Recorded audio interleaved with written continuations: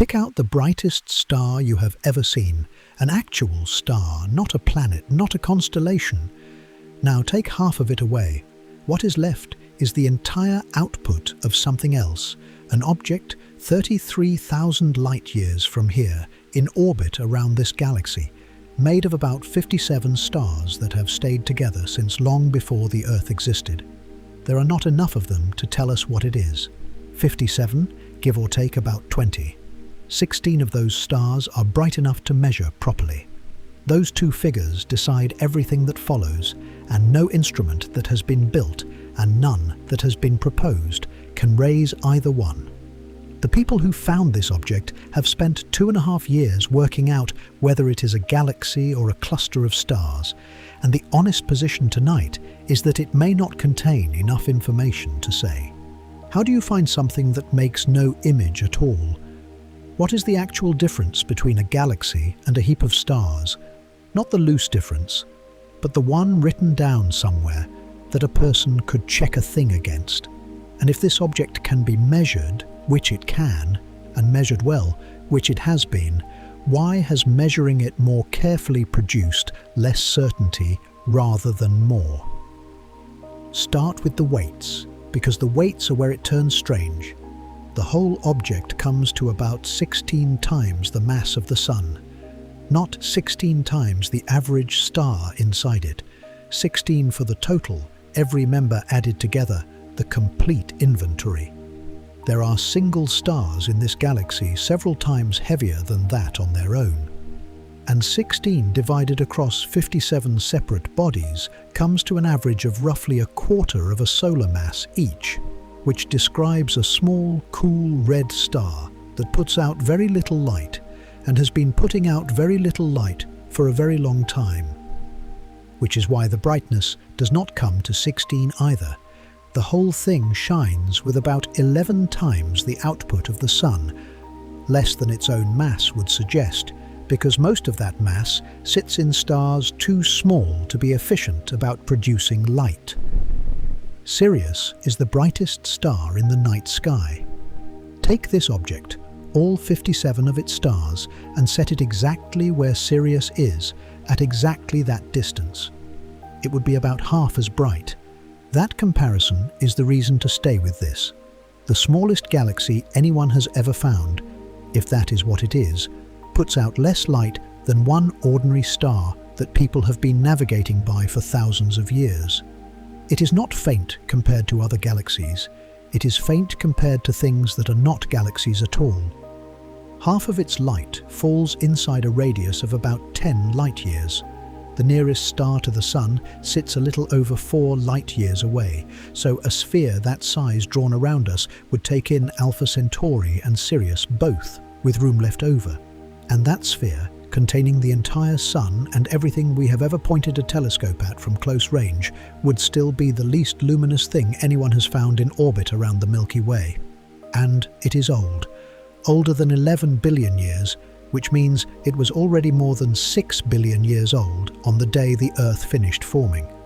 It sits in Ursa Major, the Great Bear, in the part of the northern sky that holds the 7 stars almost everybody can find, whatever they were taught to call them.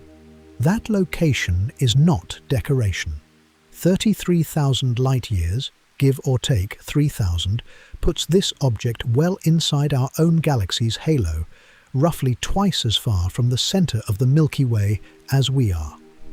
It is not out in the dark between galaxies, waiting to be reached. It is close by any standard the subject allows, and it is still the faintest thing anyone has found going round us. There is nothing to look at, and that needs saying carefully, because it does not mean the object is too faint for our telescopes. Point a large telescope at that piece of sky, and you will see stars, a great many of them, almost none belonging to the object, and the ones that do indistinguishable, one at a time, from the ones that don't. They are ordinary old stars sitting at ordinary brightnesses, and nothing about any individual member announces which group it belongs to. Spread 57 faint stars through a volume 10 light-years in radius, Put the result 33,000 light-years away, and the sky where they sit comes out no brighter, to any measurement anyone can make, than the sky immediately beside it. Half the object's light falls inside a patch about 1/30th as wide as the full moon. What is actually there is a field of ordinary stars with slightly more of one particular kind of star in it than chance should allow. There is no photograph of this object because there is nothing for a photograph to hold. The light reaching you tonight left 33,000 years ago. By every human measure that is deep time, it departed before agriculture and before writing, before almost anything a person could put a date on. Set it against the age of the object, though, and it vanishes. 33,000 years out of 11 billion is about 1 part in 300,000 of a life. Whatever this thing was doing when that light left, it is doing now. For once, the delay does not matter. The object has 2 names. One of them is Ursa Major III. That is a dwarf galaxy's name. By long habit, rather than by any formal rule, a satellite thought to be a small galaxy takes the constellation it lies in and a numeral after it, which is how Coma Berenice's and Canes Venatici II and Leo IV came by theirs. The other name is Unions 1. That is a star cluster's name. Objects catalogued out of a survey take the survey's name and a number, the way Segway 1 and Segway 3 did. It carries both, not one first and the other later, not one preferred by some astronomers and the other by their rivals, but both together in the title of the paper that announced it and in every paper written about it since. 17 astronomers put their names to that announcement in January of 2024. Between them, they could give you its distance to within 10%, its age, its chemistry, the direction it travels, and the speed it travels at. The single thing they could not settle was what to call it, so it goes into the record under both, printed together and held apart by 1/. Ursa Major III. Unions 1. One object, 2 names, and a mark between them doing the work of the word or. Both of those names point at the same stars. There are 57 of them, or 60, depending on where the figure came from, and the gap between those 2 numbers is smaller than the uncertainty sitting on either one. The published count is 57 plus 21 minus 19, which is to say the object might hold 38 stars and it might hold 78, and the team that put the figure into print would not be startled by either. The uncertainty is about 1/3 the size of the number it is attached to. It is also the softest quantity in the whole paper. The distance is pinned to roughly 10%, and the count is loose by 1/3. That is not carelessness, and it is not a failure of the instruments. It is that with an object this small, the question of how many stars are in it, and the question of which stars are in it, collapse into the same question, and that question does not have a clean answer. Mala Geha, a professor of astronomy at Yale and part of the team that confirmed the object, put the difficulty plainly. There are so few stars in it, she said, that one might reasonably question whether it's just a chance grouping of similar stars. That is not a rhetorical worry. It is the thing the entire discovery had to survive. 57 faint old stars that happen to resemble one another scattered across a small patch of sky at various unrelated distances would look from here exactly like 57 faint old stars that are physically traveling together. The picture is identical. The only way to tell them apart is to measure how each one moves. So they took it to Mauna Kea. The second Keck telescope stands near the top of that mountain behind a mirror 10 meters across, among the largest anyone has built. The instrument they used works by a method that is simple to describe and awkward to carry out. A metal mask is cut with a narrow slit at the sky position of every target. The mask is dropped into the path of the incoming light, and each star in the field is given its own thin strip of spectrum laid down beside all the others on the detector. Color spreads out into a band. dark lines interrupt it wherever particular elements have absorbed particular wavelengths. And because that whole pattern of lines slides very slightly toward the red or toward the blue according to whether the star is receding or approaching, you can read a speed straight off it. They held the telescope on that piece of sky for 11 hours. 11 hours on one of the largest optical instruments on the planet, aimed at a patch of sky about 1/30th as wide as the moon. And what came back at the end of it was 11 numbers. 11 speeds, one for each star bright enough to surrender one. The numbers agreed. Keck was critical in showing this is not the case, Geha said of the chance grouping worry. And the measurements showed all the stars moving through space at very similar velocities and appearing to share similar chemistries. They were not a coincidence of unrelated foreground stars, they were traveling together. Establishing that a particular star belongs takes 4 separate agreements, and no single one of them settles anything.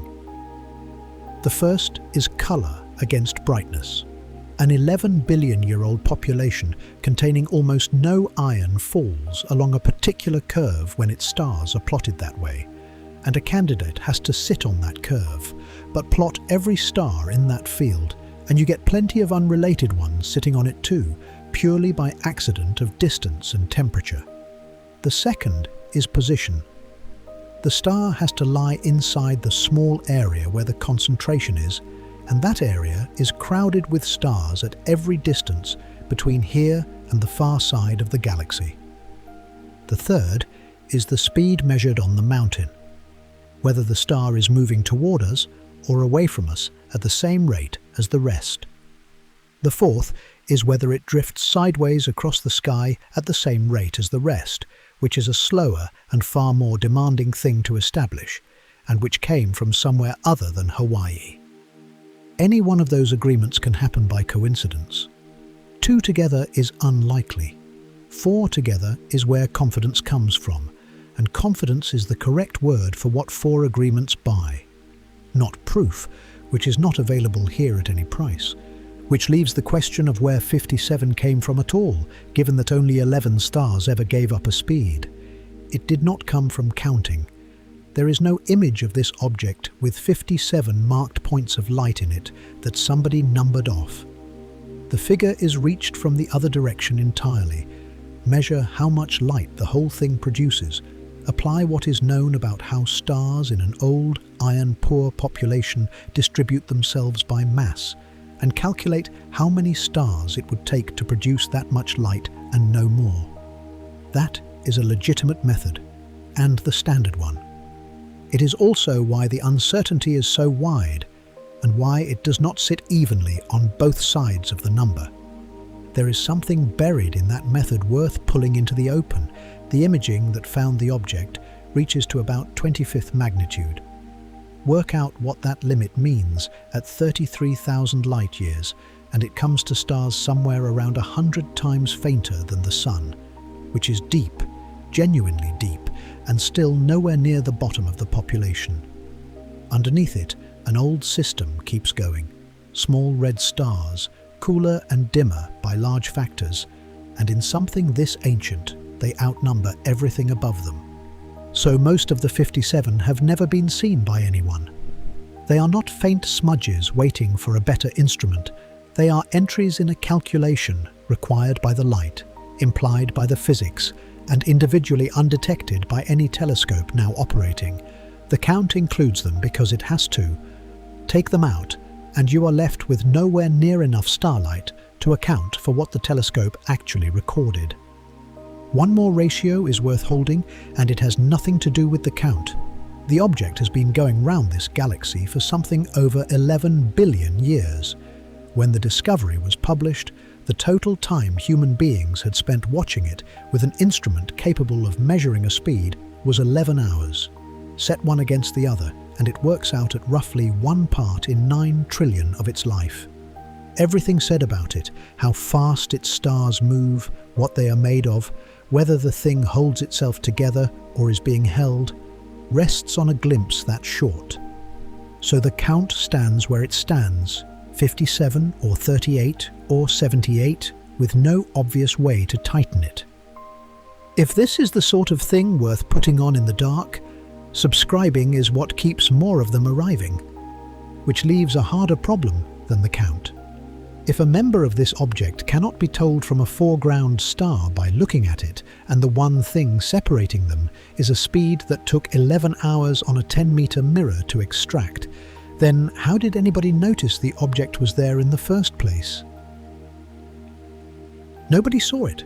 That is the honest answer, and it needs some care, because the word discovery drags a picture along behind it. Someone at an instrument, late at night, a thing appearing on a plate that was not there before. You can probably assemble that scene without effort. Nothing of the kind took place here. What took place was a procedure run across a catalogue, on a computer, by people who were not looking at the sky at the time and had no particular reason to be. Searches of this sort do not produce a moment. They produce a list. Somewhere on the list is a set of coordinates that later turns out to correspond to something real, and the object had been sitting 33,000 light years away for 11 billion years, waiting for that entry to be generated. It entered human knowledge as a rise in a number, in a file, on a machine that had been asked a question and was steadily working through the answer. The data it came out of belongs to a survey called Unions, which is not a telescope but an arrangement between three of them. The Canada-France-Hawaii telescope on Mauna Kea contributes the ultraviolet and the red through a 3.6-meter mirror. Pan-STARRS, also in Hawaii, supplies the deeper red and part of the near-infrared. Subaru, the largest of the three, fills in the green and finishes the infrared. Stitch the products together and the result is a 5-color map of roughly 5,000 square degrees of northern sky, taken above 30 degrees of declination and deliberately kept away from the plane of the Milky Way, where the crowd of foreground stars becomes impossible. None of that was arranged in order to find small, faint satellites. The survey exists for wide, patient work on galaxies and the way their light is bent in transit, and objects like this fall out of it as a byproduct of having mapped the sky carefully enough for something else. The search that found this one went through 4,800 of those square degrees, down to about 25th magnitude in the red. The method is worth going slowly over because it explains why nothing was ever seen. The trick is to decide what you are looking for before the looking starts. A star's color gives away roughly how hot it is. Its apparent brightness, set against an assumed distance, gives the amount of light it is actually producing.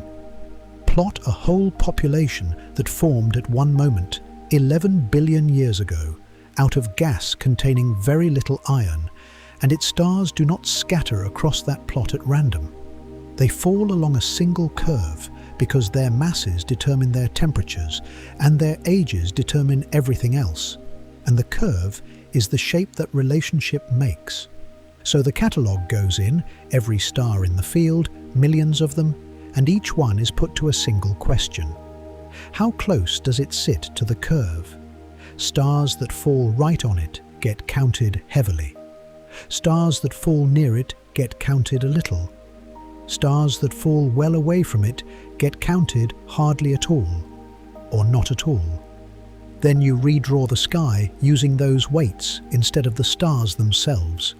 Most of the field goes dark under that treatment.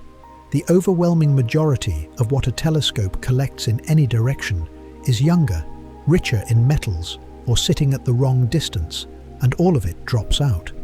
What survives is a thin population of stars that could plausibly belong to something old and iron-poor at whatever distance was assumed. Smooth that surviving map and look for high ground, and then do it again. The curve slides when the assumed distance changes, so the whole exercise gets repeated at 10,000 light-years, at 20,000, at 50, at 200, each pass generating its own map and its own set of peaks. The object appears in the passes tuned to roughly the right distance and vanishes from the rest, and that behavior is itself part of the evidence. There is a price attached to the method, and it is not hidden. A filter finds what it was built to find. Set it for an ancient, metal-poor population, and it will be blind to a young one sitting in the same patch of sky, no matter how obvious that young one might be to a different filter.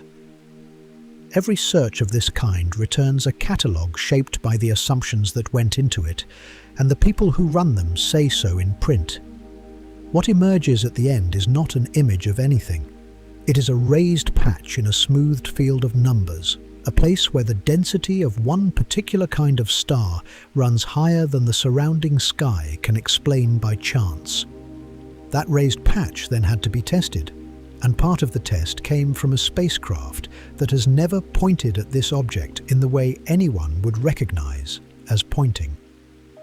Gaia launched in December 2013 and spent its working life about 1.5 million kilometers from Earth, out past us on the far side from the Sun, turning slowly and sweeping the same great circles across the sky again and again for more than a decade. It did not take pictures in any useful sense. It measured where things were over and over until it could say how they had moved. Its third release of data holds positions for more than 1.5 billion stars, along with the shift each of them makes against the background as the years pass. That shift is the point. It is measured in units so small that going the whole way round the sky takes more than 1 billion of them, and the entire method rests on catching a change of that size and being certain it is real rather than an artifact of the instrument warming and cooling. Match the 11 stars with measured speeds against that catalogue, and 8 of them come back with full information about how they are drifting. All 8 are drifting the same way, at the same rate, which is a different kind of evidence from anything the images could give. 2 stars can share a colour by coincidence, and a position by coincidence, and even a line of sight speed by coincidence. 8 stars crossing the sky in formation at 33,000 light-years are not doing it by accident. Set the numbers side by side, and the proportions become strange. The search covered 4,800 square degrees. The patch of sky the object actually occupies is small enough that you could lay its entire footprint down inside that search area, something like 7 million times over, and still have room. One raised patch, 7 million possible places to put it, and no way at all to know which one to examine first without running the filter over every square degree in turn. By the time all of that was finished, the object was real. It was a system rather than a coincidence. It was going round this galaxy, and it was the faintest thing anyone had ever found doing so. Every part of that could be established from wide-field images and a catalogue of motions. The one thing that could not be established that way was what was holding it together. The paper appeared on the 17th of January 2024 in the Astrophysical Journal, and it did what discovery papers do. It gave the coordinates and the distance, the age of the stars, the total brightness, the count, and the uncertainty attached to each. It established that the faintest thing anyone had ever found in orbit around the Milky Way was real, was a system, and could be measured. None of that is why anyone outside the field ever heard about it. What travelled was a single further number extracted from those 11 speeds, which suggested that most of the object is not made of stars at all. 11 speeds are not 11 separate facts. Taken together, they amount to one fact, and the fact is how much they disagree with each other. Every star in a bound system is falling around the center of that system, and how fast it falls depends on how much mass is doing the pulling. More mass, faster motion. It is the same reason a planet close to the Sun moves quicker than a distant one. Which means that if the members of a system can be caught moving relative to each other, and the rate of that motion measured, then the gravity acting on them has been measured too. And gravity does not care whether the mass producing it emits light. Measure the motion carefully enough, and you have weighed everything present, seen, and unseen. The quantity that carries this is called the velocity dispersion, and it is exactly what the name suggests, the degree to which the members are moving toward us and away from us at different rates instead of drifting along together. Extracting it is delicate work. Light travels at just under 300,000 kilometers a second, so a star moving at 3 or 4 kilometers a second displaces the dark absorption lines in its spectrum by something like 1 part in 80,000. That displacement is the entire signal. Everything anyone has claimed about what holds this object together descends from measuring that shift 11 separate times in stars faint enough to require a 10-meter mirror and most of a working night to register at all. The value that came back was 3.7 kilometers a second, with an uncertainty of plus 1.4 and minus 1.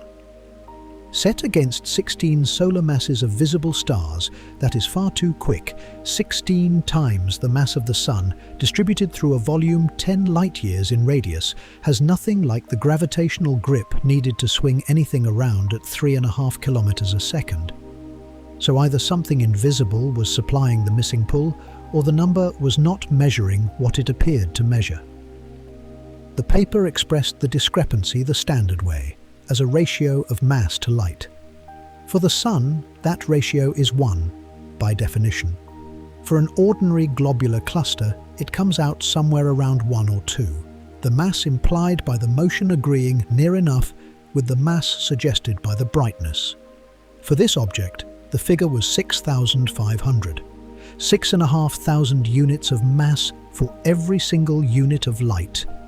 Had it held, that would have made this the most dark matter-dominated object ever measured, by a wide margin, in a 57 star system smaller across than the distance to our nearest stellar neighbours. The uncertainty attached to it was plus 9,100 and minus 4,300. The true value might be 2,200, or it might be 15,600, and the error bar is comfortably larger than the number it belongs to. It is worth slowing down over what kind of thing is being measured here. Take 3.7 at face value, put a star out near the half-light radius, and work out how long it would need to travel once around the object. You get something on the order of 5 million years. That is the natural clock of the system, the interval over which the whole arrangement turns itself over which the configuration visible tonight becomes a different configuration entirely. The measurement that produced the number sampled that clock for a few hours. All of this was reported in full in the way such things are reported. And then, at the end of the abstract, the paragraph at the top that most people read, and that a great many people read exclusively, the authors added one more clause. But some caveats preclude this value from being interpreted as a direct indicator of the underlying gravitational potential at this time. Read it slowly, and you get. Do not use this number as evidence for what is holding the object together. Not yet. Not from this. That is an unusual thing to find at the end of an announcement. The measurement that made the object famous followed immediately by the people who made it declining to let anyone lean on it. They then set out why, and they did not bury any of it. The first caveat is that removing the single largest velocity outlier from the list of 11 drops the dispersion from 3.7 to 1.9. The second is that removing one further star produces an unresolved dispersion, which is the technical phrasing for a result the instrument can no longer distinguish from nothing at all. The third is that some of these stars may have companions of their own, and a star swinging around a partner reports a speed belonging to that private orbit rather than to the object as a whole. 11 measurements, of which taking away one halves the answer and taking away two makes it disappear. You can hold both of those things at the same time without any contradiction, and the authors plainly did. The object might be full of dark matter.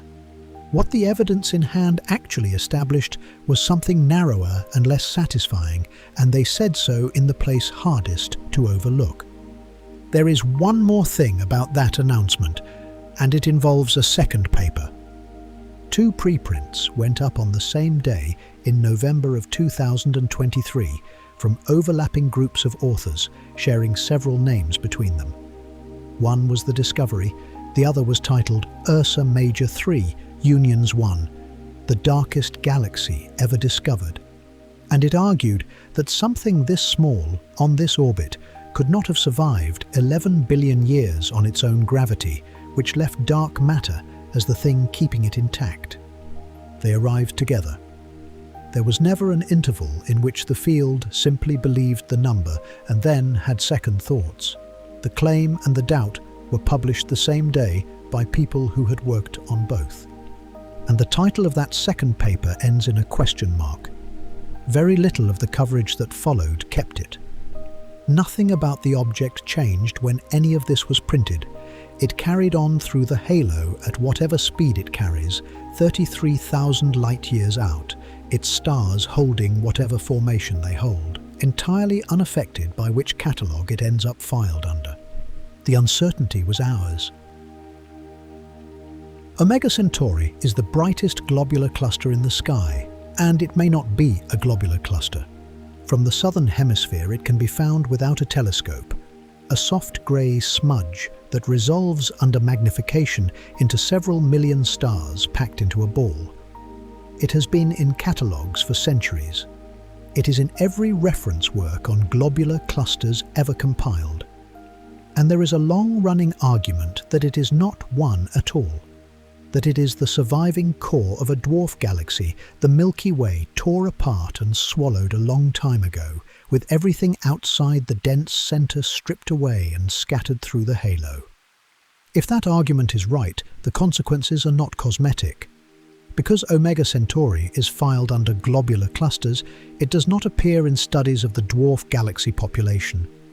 It is not counted when anyone asks how many dwarf galaxies the Milky Way has, or how they are arranged, or what their number implies about the early universe. An object in the wrong drawer is not merely described inaccurately. It stops being part of the sample. And if you are counting dwarf galaxies, it was never there to count. The real difficulty is not Omega Centauri, though. It is that the word doing the filing has to stretch further than any word comfortably can. The Milky Way holds somewhere between 1 and 400 billion stars and is called a galaxy. The object in Ursa Major holds 57 and is a serious candidate for the same word. Any definition worth writing has to span a factor of several billion in the number of stars involved without becoming so loose that it stops sorting anything. In 2012, 2 astronomers sat down and wrote one. Beth Willman and Jay Strader published a paper in the Astronomical Journal under a title that reads more like a dictionary entry than a research article. Galaxy Defined. Willman had reason to care about the problem. One of the objects that broke the old working definitions carries her name.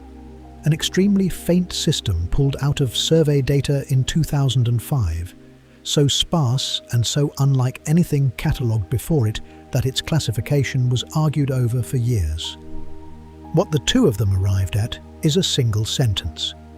A galaxy is a gravitationally bound collection of stars whose properties cannot be explained by a combination of baryons and Newton's laws of gravity.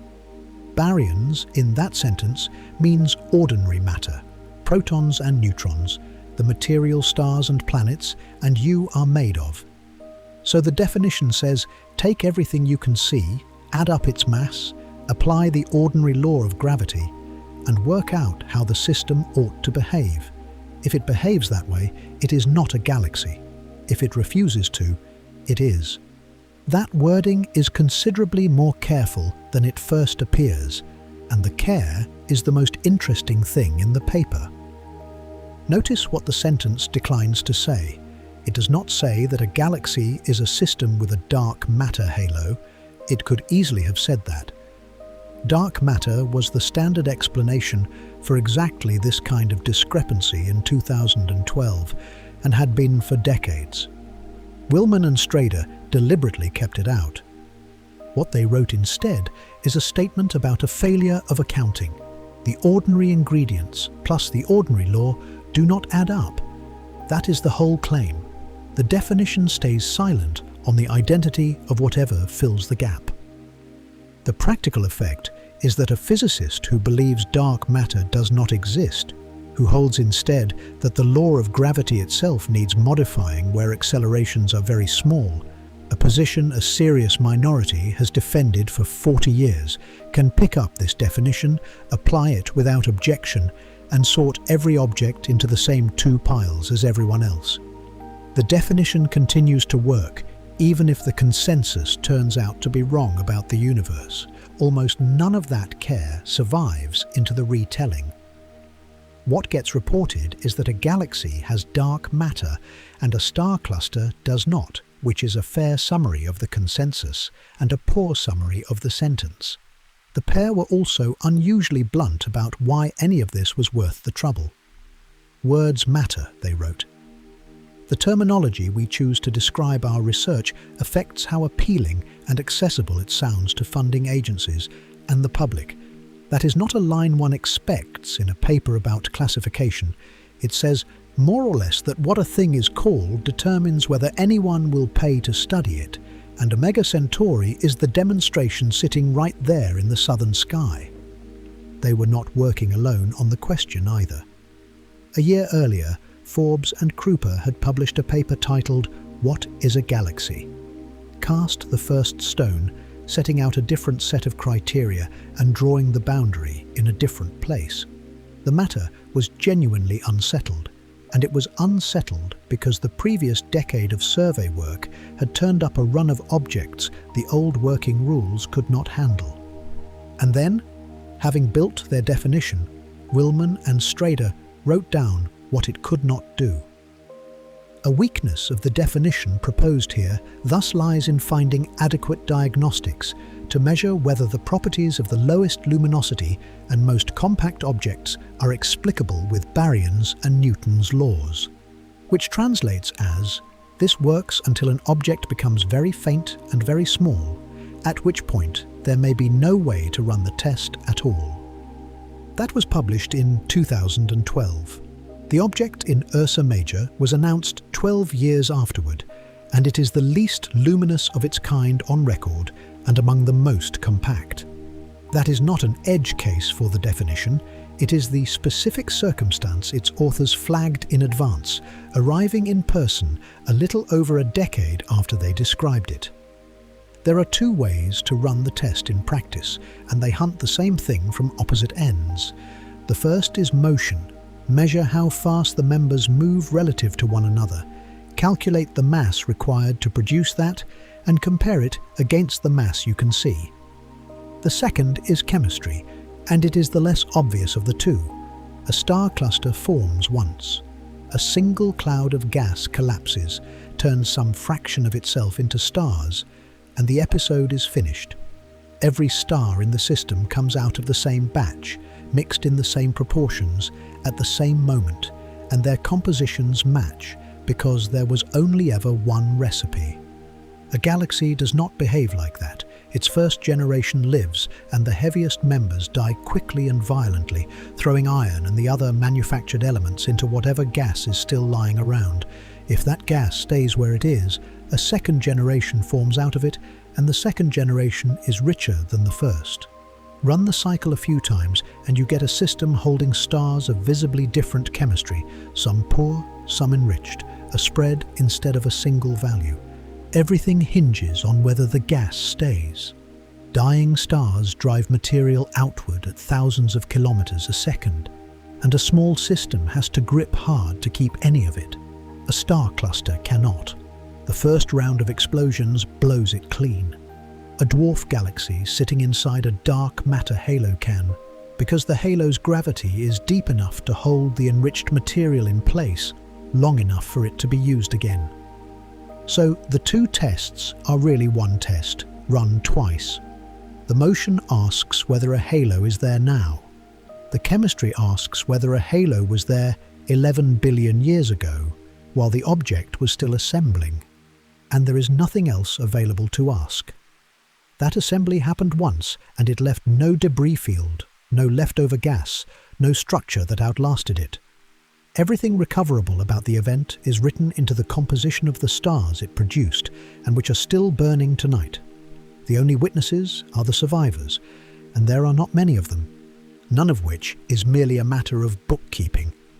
If this object is a galaxy, it is the smallest one known by a wide margin, and that sets a flaw. It says how small a clump of dark matter can be and still gather gas, hold it, and light up. That flaw is a genuine constraint on what dark matter is made of, because different candidate particles predict the flaw in different places. If it is a star cluster instead, it says nothing whatever about dark matter, and a great deal about how star clusters manage to survive. So the whole apparatus, a definition two people spent a paper constructing, a decade of argument over criteria, the question of how small a galaxy is permitted to be, comes down, in this instance, to 11 numbers, and to one of them more than the rest. Take one star out of a list of 11 and the answer you get halves.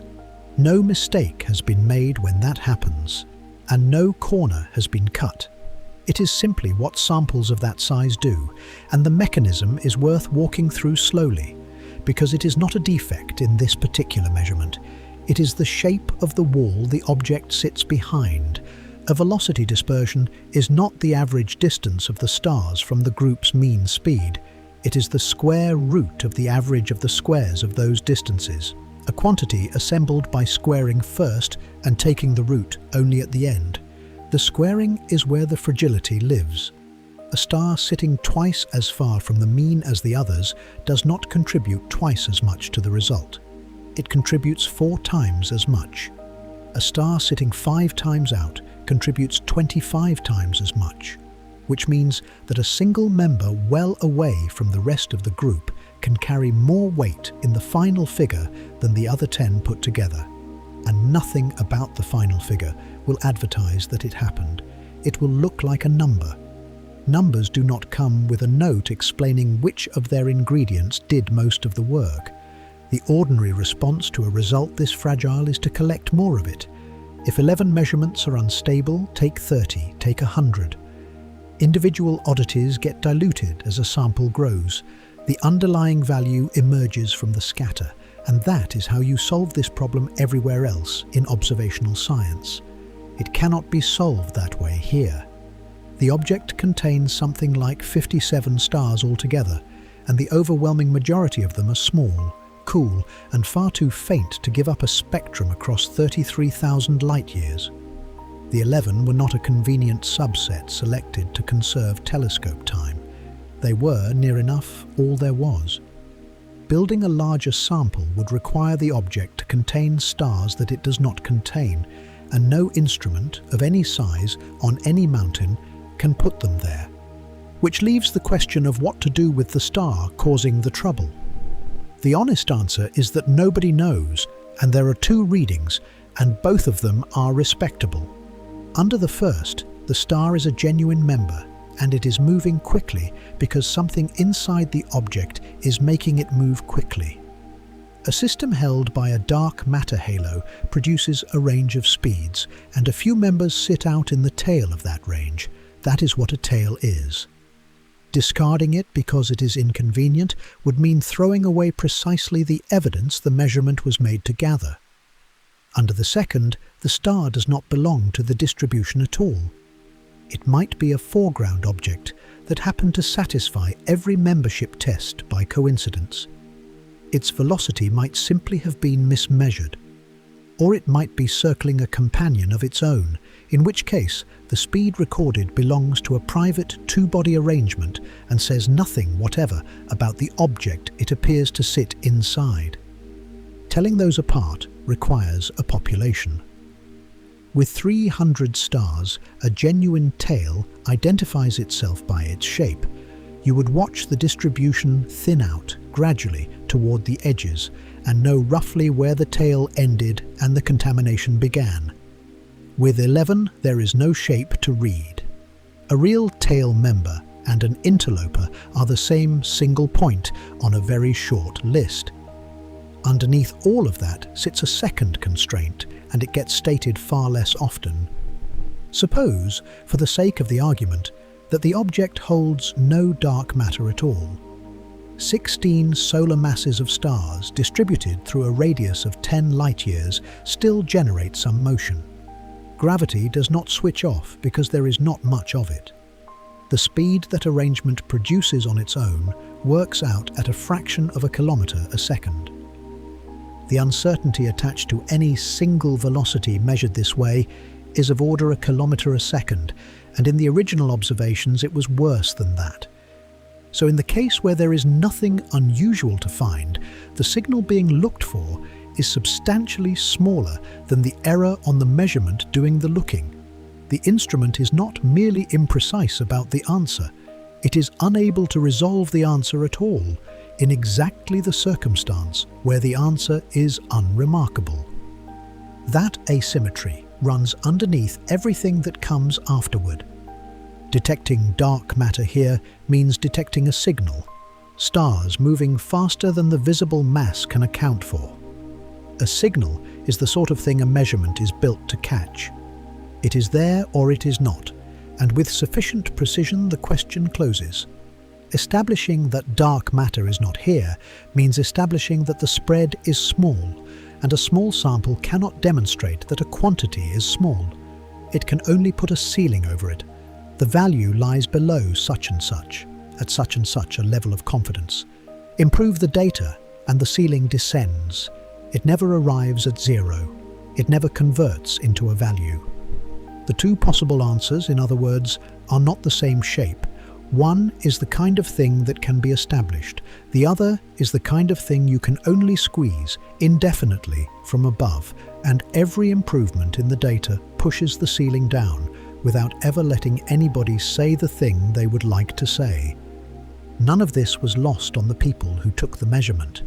They had published the fragility themselves at the top of the paper, in the place hardest to skip. What they published alongside it was a request that the object be observed again, later, with better precision, by whoever had time on a large enough telescope. That is the only instrument remaining. Not a wider mirror and not a longer exposure. A second look, separated from the first by enough time that anything moving would have moved. The star at the center of the argument has been traveling at whatever speed it travels for something over 11 billion years, indifferent to which list it appears on. Whether it belongs to this object or to a companion of its own comes down to a difference of a few kilometers a second, and the only way anyone was ever going to find out was to wait and point the same telescope at the same patch of sky and see whether the number had moved. The second look took 4 hours and 40 minutes on the 2nd of April, 2025, from the same mountain and through the same instrument. The first campaign had run for 11 hours. The second ran for less than half of that and came back with better numbers, which sounds like a contradiction and is not one. The first time, nobody knew which stars were members. Mask slits go to candidates, and some fraction of any candidate list is always foreground. Light collected on objects that turn out to have nothing to do with the target. The second time, the list already existed. Every minute went to stars known to belong, in a configuration chosen for precision rather than for discovery. There is a reason the second look had to be another measurement of speed rather than a measurement of position. Roughly 2 years separated the two campaigns. In 2 years, a star moving at a kilometer a second travels about 60 million kilometers, a little under half the distance from here to the Sun. That is not a subtle displacement. It is an enormous one on any scale a person can picture. Seen from 33,000 light years away, it works out to an angle of about 40 millionths of a second of arc. which is the width a single human hair would present if you set it up 500 kilometers away and asked how wide it looked from there. Nothing can see that. Not the spacecraft that measured how these stars drift, not any telescope on any mountain, not any facility that has been designed or funded or sketched.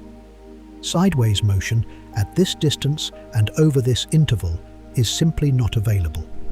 All that remains is the shift in the wavelength of the light, the single narrow channel through which this object reports anything at all about how its members move. What came back was 16 stars with measured velocities, where there had been 11. The composition of that 16 deserves stating exactly. 10 of the original 11 were recovered and measured again. 5 stars not previously identified as members were added to the list, and one of the original 11 was not found a second time. 5 more, from an object holding around 57 stars in total. In a sample this small, that is not a marginal gain. It is close to a 50% increase, purchased by aiming a 10-meter telescope at a patch of sky it had already worked over for another 4.5 hours. The dispersion did not survive. Taking the full 16 and setting aside one star confirmed to have a companion, the measurement places the spread below 2.3 kilometers a second at 95% confidence. Set aside 3 further stars suspected of the same complication and the limit drops to 1.6. Run the analysis under a different set of statistical assumptions and it drops again to 1.4. Every one of those is a ceiling and none of them is a value. The measurements rule out anything above 2.3 kilometers a second. They cannot tell you what the number is underneath it. 3.7, however, is above 2.3.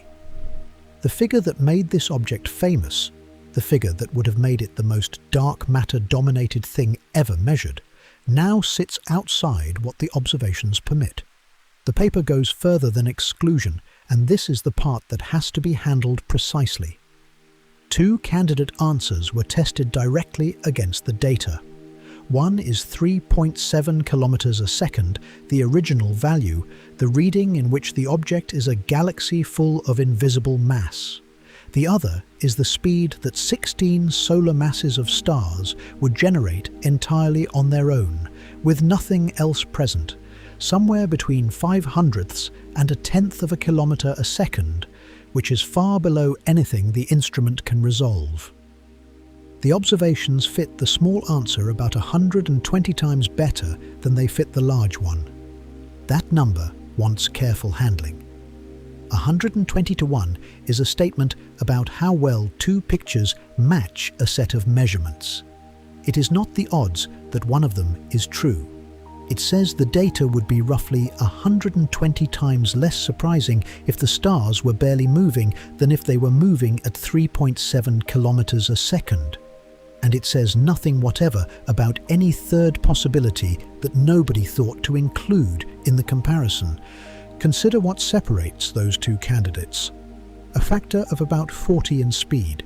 And because the mass a system contains depends on the square of the speed of its members, a factor of well over 1,000 in how much of this object is invisible.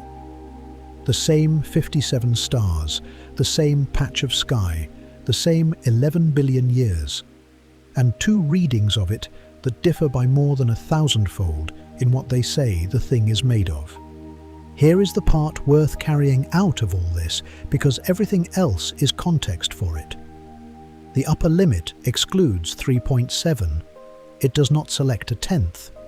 A spread of 1 kilometer a second sits comfortably beneath the ceiling, and 1 kilometer a second would still demand hundreds of times more mass than the stars can account for.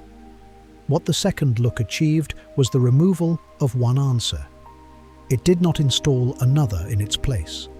Recomputed, the ratio of mass to light lands somewhere between 720 and 1940, in place of 6,500. That is a collapse, and it is also still an extraordinary figure. An ordinary globular cluster sits at 1 or 2. Even the reduced number, taken at face value, would describe a system in which the overwhelming majority of the mass emits nothing. The revision moved the claim from impossible to merely remarkable, and it managed to do so without settling anything, because these are numbers derived from ceilings rather than from measurements.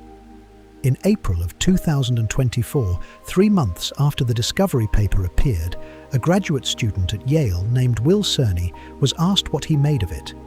He was the second author on that paper, working in Marla Geha's group, and he had helped produce the original 11 velocities. Excitingly, he said, a tentative spread in velocities among the stars in the system may support the conclusion that this is a dark matter-dominated galaxy. And then, in the same breath, a tantalizing possibility we hope to scrutinize with more Keck observations. He did scrutinize it. He led the observing runs and the analysis and the write-up. His name is the first one on the study that removed the evidence for the possibility he had described as tantalizing 2 years before. It is worth being clear about what that is and is not. It is not a story about anybody being wrong. The first measurement was made carefully, published with its own fragility, attached in the most conspicuous place the format allows, and accompanied by an open request that someone go back and check it. Someone went back and checked. It happened to be the same person. The sample got bigger, the number moved, and that is the whole mechanism by which any of this ever works. So the tally stands at 16. 16 stars measured out of roughly 57 that exist, and there is no instrument built or proposed that can raise either of those figures, however much telescope time you are prepared to spend on it. Which means the second look was not the opening of a long series. It was most of what there is. And inside it, the argument has narrowed again, past the 16, past the 5 that were added, down to one star that turned out to have something going round it. The star has a label rather than a name. In the tables it appears as S24_M2, which is not arbitrary. It means the second member on the list that Smith and colleagues published in 2024. It also carries a designation from the Gaia catalogue, which is 19 digits long and which nobody, under any circumstances, reads out loud. It is 1 point of light in a field of thousands, 33,000 light-years off, indistinguishable by eye from the unrelated foreground stars scattered across the same patch of sky. And whether the faintest object ever found orbiting this galaxy deserves to be called a galaxy has turned for the better part of 2 years substantially on what this 1 point of light is doing. The first measurement, taken in 2023, put it at 81.3 kilometers a second, give or take 1.4. The second, 2 years later, put it at 83.3, give or take 1.2. 2 kilometers a second of difference. At a glance, that looks like a finding. It is not one. Combine the two uncertainties properly, and they come to a little under 2 kilometers a second between them, which means the change is roughly the same size as the error on the change. A star that had not shifted at all would hand you a difference like that, something like 1 time in 4, purely out of the noise. Taken alone, those two numbers establish nothing, so they went back, repeatedly, quickly, and with whatever instrument could be got hold of. On the 4th of May, 2025, the star was observed from Chile on the Magellan telescope for 55 minutes. On the 25th of May, it was observed from Mauna Kea on Gemini North for 43 minutes.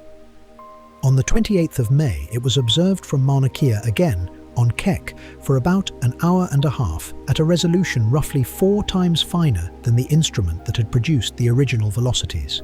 3 visits on 2 mountains in 2 hemispheres inside 24 days. A little over 3 hours of large telescope time in total, spread across 3 observatories and 3 separate scheduling committees, every minute of it aimed at 1 point of light in order to settle a single question. Is this number changing? It is. Across 5 separate epochs, the velocity of that star varies in a way measurement error does not comfortably account for. The team tested whether the pattern could be noise and concluded that it probably could not. The star has a companion, which matters more than it sounds, because of a coincidence of scale that nobody arranged and nobody can do anything about. Take 2 ordinary stars, each around half the mass of the Sun, in orbit about their shared center. Set them a few astronomical units apart, and you get orbital speeds of tens of kilometers a second, far too fast to be mistaken for anything else, and correspondingly easy to identify. Set them thousands of astronomical units apart, and they barely move. Nothing they do disturbs any measurement anybody would take. Between those 2 regimes there is a band, a pair separated by roughly the distance from the Sun out to Pluto, call it 6 billion kilometers, circles at a couple of kilometers a second each. A couple of kilometers a second is exactly the signal being hunted. It is the entire difference between a system held together by its own stars and a system held together by something that does not shine. The orbital motion of a wide binary and the gravitational grip of a dark matter halo produce, in one night's measurement, the same number from the same instrument with the same error bar. And the period of an orbit at that separation is somewhere around 250 years. 250 years is not an interval anybody observes through. The first useful stellar spectra were taken in the 1800s. A star on an orbit like that, watched continuously from the invention of spectroscopy until tonight, would have completed roughly 2/3 of one circuit. Watched across the whole span of this particular campaign, 3 years, it would have travelled about 1% of the way round. You cannot wait it out. Nobody now working on the problem will see that orbit close. 3 further stars in the sample of 16 behave suspiciously. 2 of them shifted between the 2 Keck runs by a little over 2 standard deviations. A third appeared in the second campaign at 95.5 kilometers a second, give or take 2.4, sitting about 2 standard deviations above the mean of the group on a single measurement with nothing to compare it against. 2 standard deviations sounds decisive and is not. A deviation of that size arises by chance in roughly 1 measurement out of 20. So, with 16 stars in hand, you would expect very nearly one of them to appear for no reason whatsoever. 3 is suggestive rather than conclusive, and suggestive is precisely how the paper describes them. They are candidates. Nothing about them has been demonstrated, which brings the accounting to the part that actually decides the outcome. The sample was 16. Remove the confirmed binary, and it is 15. Set the 3 suspects aside, and it is 12. That tighter limit, the spread below 1.6 kilometers a second rather than below 2.3, is the number the clean 12 produce. A better answer, extracted from a smaller sample. Every one of those removals is defensible, and every one of them improves the accuracy of what remains, and together they cut the star count by 1/4 in a measurement whose sole structural weakness is that the star count is already tiny. Past a certain point, improving this result and undermining it become the same operation. The authors say where that leaves matters, and they say it in print. They advocate for continued monitoring of the star to establish its binarity at higher significance and to constrain its period and its center of mass velocity, which is the speed the star would have registered had it never had a companion in the first place. That last quantity is the one that would allow them to put the star back into the sample rather than take it out. Establishing it requires following an orbit that takes 2.5 centuries to close, so the dynamical route has now been worked about as hard as the object permits. 16 velocities, 5 epochs, 4 instruments, 2 hemispheres, and what comes out is a ceiling that keeps descending and a sample that keeps shrinking in order to make it descend, which is roughly where the question changed. In February of 2025, 2 months before the second velocity run, not after it. The same group pointed a different instrument at the 12 brightest members of this object, one that measures nothing at all about how they move. The element that matters is iron. What they pointed the telescope at was calcium. On the 4th and 5th of February 2025, the other Keck telescope was turned toward the same patch of sky, carrying an instrument built for the short end of the spectrum. Everything about the arrangement was organized around one narrow region of color. The light was split, and the blue half sent down its own path with its own optics, because glass and coatings that perform well in the red perform badly in the violet. And the feature they had come for sits at 3,930 angstroms, which is about as far toward the ultraviolet as human vision reaches before it gives out. Spread the light of one of these stars into a band, and that feature sits at the extreme left-hand end, in the last color before the colors run out, right at the edge of what your eye could register if it were there to look. 5 hours and 48 minutes went into it across the 2 nights, divided among the 12 brightest members of the object. Roughly half an hour per star. What half an hour on a 10-meter telescope buys at that distance is the depth and shape of a single dark notch, one absorption line cut into the star's spectrum by calcium atoms in its outer layers as the light came through on its way out. That is the entire product. 12 stars, 12 notches, 1 line apiece. The reason it is calcium rather than iron comes down to what survives in a faint star observed at low resolution. Iron produces a great many absorption lines, and in a star like the Sun, they are impossible to miss. In a star holding a few hundredths of 1% of the Sun's iron, every one of those lines becomes shallow, and against a target this faint, they sink into the noise. The observations were taken at a resolution of about 1,000, which is low deliberately.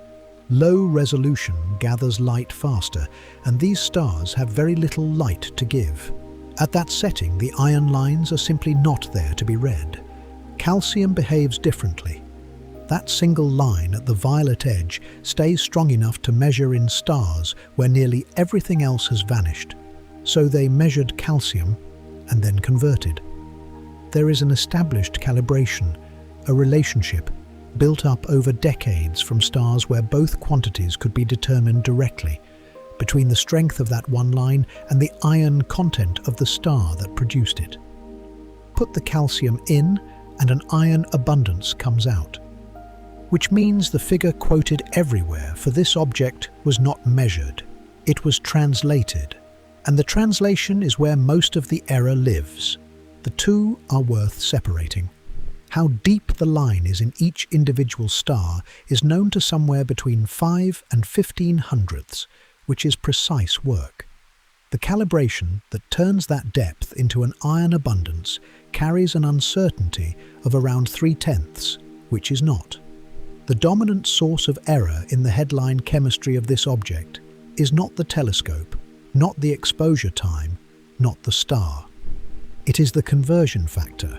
That would be a serious problem, except for a property of the error that makes it much less damaging than it sounds. A calibration uncertainty of that kind is a 0-point error.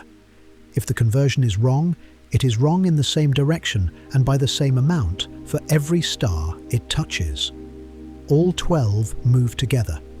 So it shifts where the whole group sits on the scale and leaves the distances between its members exactly as they were, and the distances between the members are the entire question. This is why the paper reports the two figures separately. A mean iron abundance of -2.65 with a statistical uncertainty of 1/10 and a 0-point uncertainty of 3/10. The 0 point is a caveat about where the set sits. The classification depends on how far apart its members are, and that is immune to it. -2.65 works out at roughly 1 part in 450 of the Sun's iron. These are stars made almost entirely of hydrogen and helium with traces of everything else, which is exactly what a system assembled 11 billion years ago out of gas that very little had yet happened to ought to look like. Across the 12, the individual values run from -2.27 at the rich end down to -2.99 at the poor end, which sounds like a spread. The richest star in the sample carries about 5 times the iron of the poorest, and a factor of 5 is not a trivial difference. Except that each of those individual values carries an uncertainty of about a third. Take the two most extreme stars, combine their errors properly, and you get a difference of about 1.5 standard deviations. That is the largest disagreement anywhere in the 12. And it is the size of disagreement that 12 chemically identical stars would produce among themselves through measurement noise alone without anything interesting having happened. So what the analysis delivers is another ceiling. The star-to-star scatter in iron is constrained to less than about a factor of 2.25. Analysed under a different set of statistical assumptions, less than about 60%. Set that against the two populations the object is being sorted between. Globular clusters, which form once out of a single cloud, show star-to-star iron differences of something like 10 to 25%. Effectively, nothing. Their members are, chemically, the same star repeated. Dwarf galaxies, which enrich themselves across more than one generation, show differences of a factor of 2 to 5. The ceiling on this object is a factor of 2.25, which lands on the boundary, not close to it, on it. A factor of 2.25 is the very bottom edge of the dwarf galaxy range and several times above anything a cluster produces, and the measurement says the true value sits somewhere underneath that figure without telling you where underneath. It rules out a typical dwarf galaxy without difficulty. It does not rule out an unusual one, and it does not establish a cluster either. It only declines to eliminate one. The second test, the one brought in because the first had failed, came back landing precisely between the two answers it was supposed to choose between. There is one further thing about the chemistry, and it is not a result.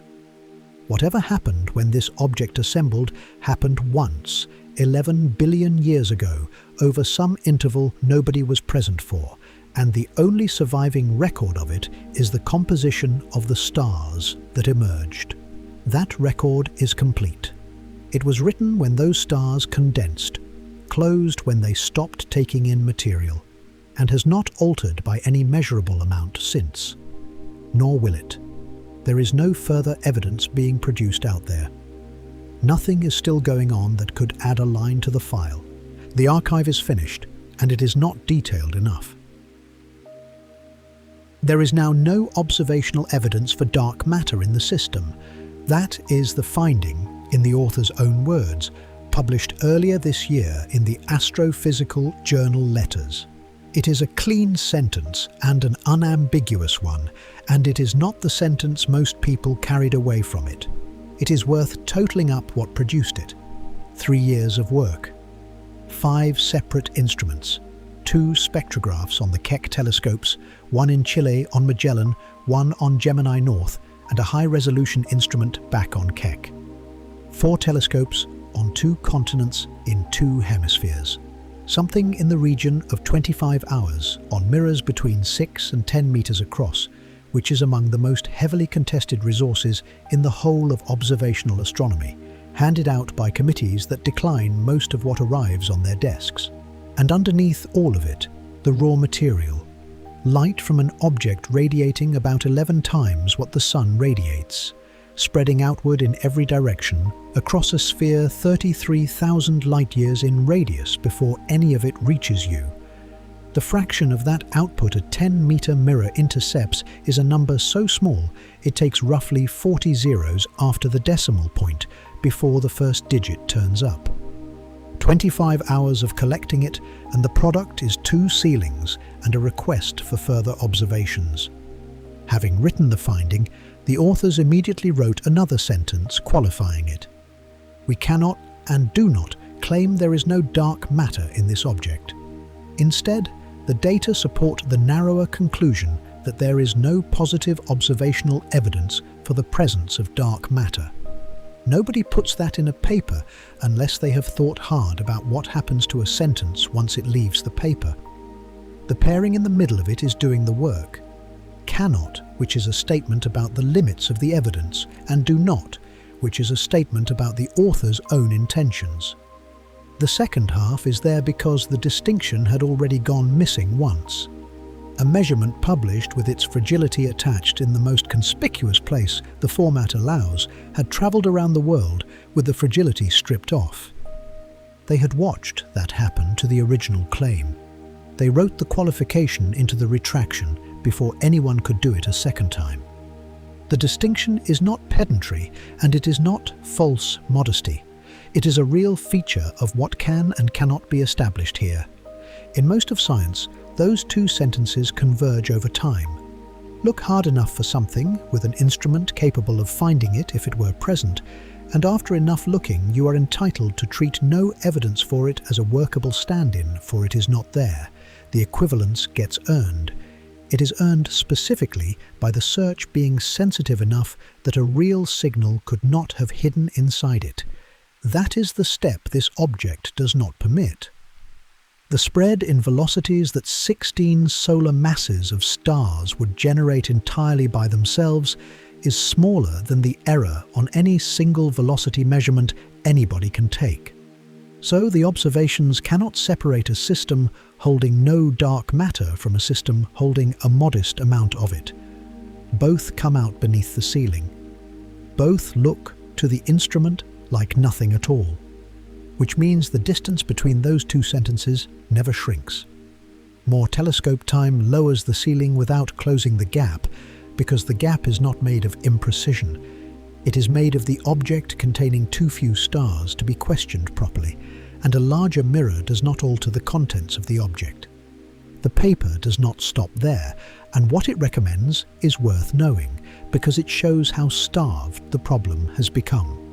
The first suggestion is to look for chemical differences in something other than iron. There is a family of elements, barium, strontium, europium, and their neighbours, assembled by a different process, in different places, at different stages of a system's life. The patterns they leave behind separate the two populations in ways that iron does not, and among the faintest dwarf galaxies studied carefully so far, those patterns have turned out to be one of the more distinctive signatures available. The authors write that measuring those abundances in even a single star would provide valuable information. Consider what that concedes. 3 years, 5 instruments, 4 telescopes, 25 hours on the largest mirrors on the planet, and the next meaningful step could be taken with 1 star. Not a survey, not a sample, not a population. 1. Those lines are faint and demand high resolution, which means collecting a great deal of light from an object with very little of it to hand you, and nothing of the kind has appeared yet. It remains a suggestion in a discussion section. The other 2 recommendations have the same character. Look for a trail of stars streaming away from the object, which would show it is being pulled apart. And keep watching the star with the companion until its speed without one can be established. On that basis, the paper does what papers do and takes a position. We reclassify the system as a likely star cluster, it says, and then, immediately, under this interpretation, it is by far the least luminous ancient star cluster yet discovered. Read those 2 clauses together and you get something slightly strange. The word likely is carrying an enormous load in the first, and the second is conditional on an interpretation the same paper has just declined to assert outright. But the substance underneath is the interesting part. Whichever way this eventually resolves, the object holds a record. It was the smallest galaxy anyone had found. It is now probably the faintest ancient star cluster anyone has found. The classification moved, and the extremity stayed exactly where it was. It sits at the bottom edge of whatever category it turns out to belong to, and it will hold that position under either name. none of which touches the older problem. Long before the second look, before the chemistry, before the star with the companion, a different group of authors had raised a question that none of this work addresses. It was published in the spring of 2024, alongside the discovery itself, and it has nothing to do with what the object is made of. 11 billion years is long enough for the Milky Way to have taken this thing apart several times over. Something has stopped that from happening. 25 hours of spectroscopy across 3 years has not established what. It should not still be there, and that is not a figure of speech. It is the finding of a set of simulations published in April of 2024 by Rafael Irani, Julio Navarro, Alan McConaughey, and Simon Smith, the same Smith whose name leads the discovery paper. And it is the reason their companion study was written in the first place. Begin with where the object goes. It is not parked at 33,000 light-years. It is in orbit around the center of the Milky Way, and that orbit takes it in and out. At its closest, it comes within about 13 kiloparsecs of the galactic center, call it 42,000 light-years. At its furthest, it reaches something near 30 kiloparsecs. One complete circuit takes roughly 400 million years. The object is at least 11 billion years old. Divide one figure into the other, and it has made that journey something like 25 or 30 times, assuming the orbit has stayed more or less as it is, which across that span is an assumption rather than a measurement. A tide in this context is not a force, it is a difference between forces. The Milky Way pulls on the near side of the object slightly harder than it pulls on the far side, because the near side is closer. That difference is tiny. The object is 10 light-years across, and the galactic center is 40,000 light-years off. But it is relentless, and it works in a particular direction. It stretches the object along the line pointing toward the galaxy and squeezes it at right angles to that line. Whether any of that matters depends entirely on how firmly the object holds itself together. A system with plenty of internal gravity absorbs the stretch and carries on.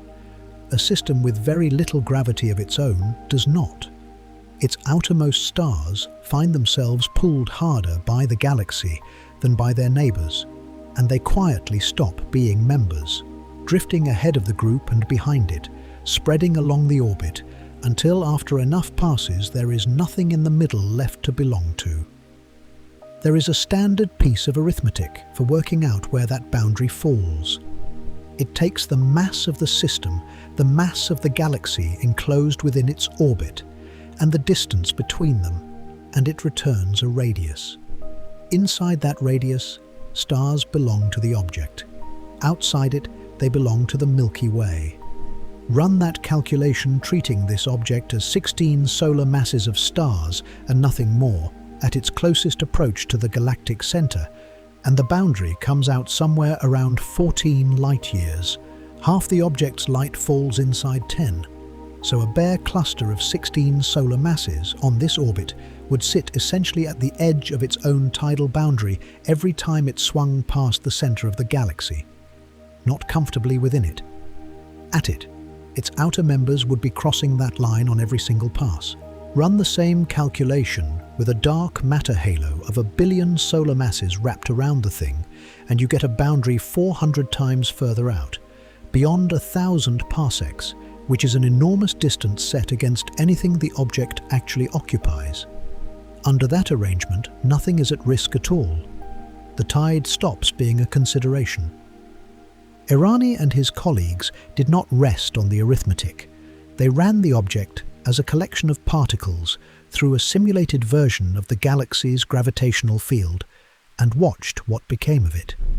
If it is self-gravitating, if 16 solar masses of stars is genuinely everything present, the system does not last much beyond a single orbit, which is to say about 400 million years. It comes apart completely inside roughly 600 million. Set against an age of 11 billion years and 25 circuits already behind it, that is not a near miss. On those numbers, the object should have finished dispersing around 10.5 billion years ago, and what remained tonight would be a thin ribbon of unrelated stars laid along the path it used to travel, indistinguishable from the rest of the halo. Which leaves two possibilities, and Will Cerny laid them out in 2024 in a way that has held up well. The object is so puny that its long-term survival is very surprising, he said. One might have expected the harsh tidal forces from the Milky Way's disk to have ripped the system apart by now, leaving no observable remnant. And then the fork. Either it is a tiny galaxy stabilized by large amounts of dark matter, or it's a star cluster we've observed at a very special time before its imminent demise. The second branch carries a cost you can easily miss. If the object really is a bare cluster with 600 million years remaining, then it has existed for 11.5 billion years, and we have turned up during the final 5% of that.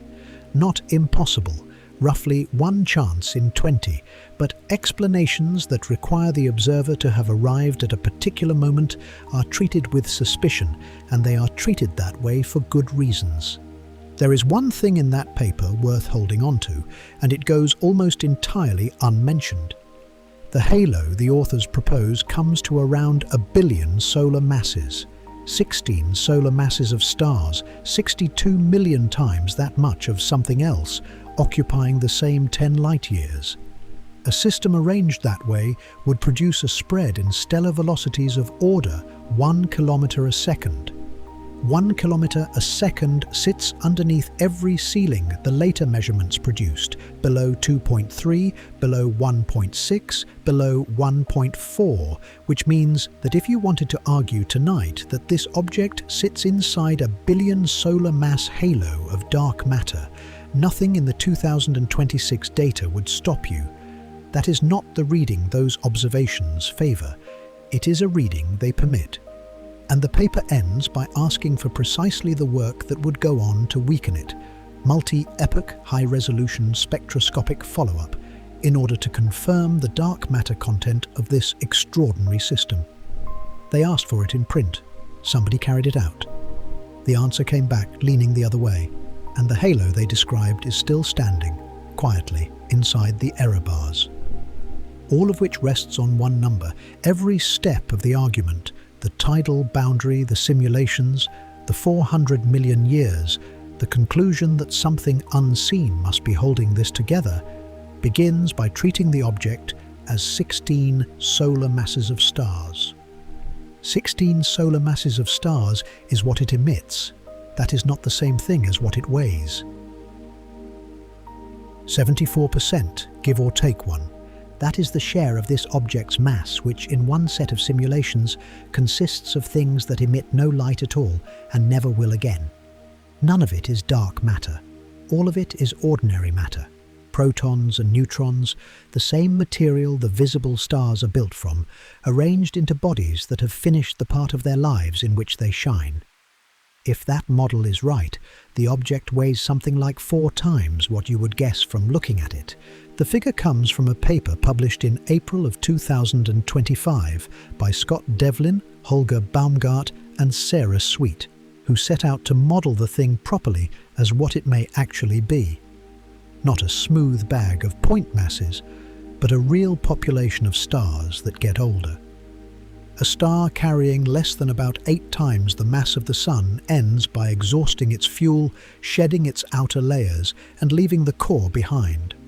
What remains is a white dwarf, roughly half the mass of the Sun, compressed into a body about the size of the Earth, held up not by heat, but by the refusal of its own electrons to be packed any tighter. It glows at first because it is hot. Then it cools, and there is nothing left inside to replace what it radiates, so the cooling never stops and never reverses. After 11 billion years, in a system as poor in metals as this one, the oldest of them have gone extraordinarily faint. Heavier stars leave different things behind. Above about 8 solar masses, the core collapses further and produces a neutron star roughly 20 kilometers across, and higher still, a black hole. All three are effectively absent from any survey. You could point the largest telescope on Earth at a white dwarf of that age, at 33,000 light-years, and collect nothing usable whatsoever. The phrase that gets attached to mass nobody can see is dark matter, and in ordinary usage the two have become close to interchangeable. They are not the same thing. An 11-billion-year-old system is packed with perfectly ordinary matter that has simply stopped producing light, and there is nothing exotic about any of it. Which brings up the difference between the two sets of simulations, and it is not a small difference. The earlier work treated the object as a smooth distribution of particles moving through the galaxy's gravitational field. That is the standard approach for a galaxy, and it is the correct one because in a galaxy, an individual star crosses the entire system without ever passing close enough to another star for it to matter. Who passes whom can be safely ignored. A small dense cluster does not work that way. Its stars come near one another repeatedly over billions of years, and each near miss trades a little energy. Heavier objects give energy up to lighter ones and sink toward the center. The lighter ones gain it, drift outward, and some leave entirely. The system slowly sorts itself by weight. The later simulations follow all of that. They track individual stars and their encounters, and they let the stars age, burn through their fuel on the appropriate schedule, shed their envelopes, and turn into the objects described above. The earlier calculation could not have produced a population of remnants under any circumstances, because nothing inside it ever got any older. The consequence is simple once stated. If heavy objects sink, and remnants are the heaviest things present, then the invisible mass concentrates precisely where it does the most good, in the center, holding the system together against a tide that pulls hardest at the edges. Include that mass in the model, and you raise the simulated density of the object by roughly a factor of 10. A factor of 10 in density matters enormously when the question is whether something survives being stretched. It is the difference between a system sitting right at the boundary of what the galaxy will tolerate and a system sitting comfortably within it. The remaining lifetime under those models comes out at 2.7 billion years, plus or minus 400 million, against 400 million years from the earlier work. The same object, the same galaxy, the same laws of physics, and two answers separated by a factor of about 7. The entire difference arising from whether the model allowed the stars to grow old, and the awkward coincidence loosens. On the shorter figure, we would have turned up in the final 5% of the object's existence. On the longer one, it is nearer the final fifth, which is still a little pointed and is no longer the kind of thing that demands an explanation of its own. There is a further result in that paper which closes a loop.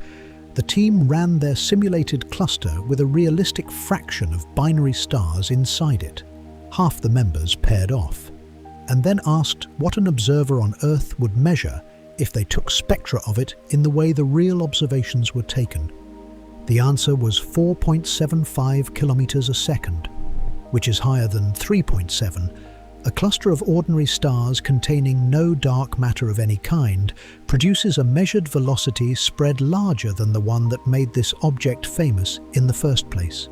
Meanwhile, the single stars inside that same simulation, unpartnered and undisturbed, move at between 12 and 18 hundredths of a kilometer a second, very close to the figure the real observations would independently come to favor 2 years afterward, reached by a different group using entirely different methods. Devlin and his colleagues also propose a way to settle the matter, and the proposal is startling in its modesty. Count the stars by mass. A cluster that has been shedding its outer members for billions of years loses the small ones preferentially because after the sorting described earlier, the small ones are what is sitting furthest out. So if you count what remains, a stripped cluster comes out visibly depleted at the faint end, far fewer low-mass stars than any population is born with. A system protected by a dark matter halo has lost nothing and keeps the distribution it started with, in which small stars outnumber large ones by an enormous margin. Those two shapes look nothing like each other. Telling them apart requires imaging down to about 25th magnitude, which the authors calculate would take less than 1 hour of Hubble Space Telescope time. Less than an hour against 25 hours of spectroscopy already spent across 4 telescopes and 3 years. As of this summer, no such observation has been published, and there is no sign of one having been scheduled, which leaves one loose thread in the modelling, and it is a peculiar one. The 2.7 billion year figure assumes that none of the neutron stars and black holes stayed put. Assume instead that 1 in 10 of them was retained, and the remaining lifetime drops to 1.9 billion years. Keeping more invisible mass inside the object makes it come apart sooner. That is the opposite of what anyone would guess. More mass ought to mean a firmer grip. Here it does not, and the reason has to do with what a collection of black holes starts doing once it settles into the middle of something small. A different group had already worked out the answer and published it 2 months before the new spectroscopy was posted. In August of 2025, 4 astronomers working between the University of Bonn and an institute in Iran, Ali Rostami Shirazi, Hossein Hagi, Akram Hassani Zanouzi and Pavel Krupa, set out a mechanism by which a cluster of entirely ordinary stars, containing nothing exotic at all, comes to look exactly like an object stuffed with dark matter. Their term for the end product is a dark star cluster, which is an unfortunate name because the darkness in question has nothing whatever to do with dark matter. The mechanism turns on objects that are, by any reasonable measure, absurdly small for the job. A black hole left behind by a massive star is a few tens of kilometers across. The system it sits inside is 10 light-years wide. The ratio between the two is something like 3 trillion to 1, and a handful of these things, collected in the middle, decide what becomes of the entire arrangement. Begin with how they get there. Heavy objects sink. Every close encounter between a heavy star and a light one hands energy from the heavy to the light, and the heavy one settles inward a little further. Black holes are the heaviest things a cluster ever manufactures, and given 11 billion years, which is an enormous amount of time for a process that only needs the stars to keep passing each other, they end up in the center.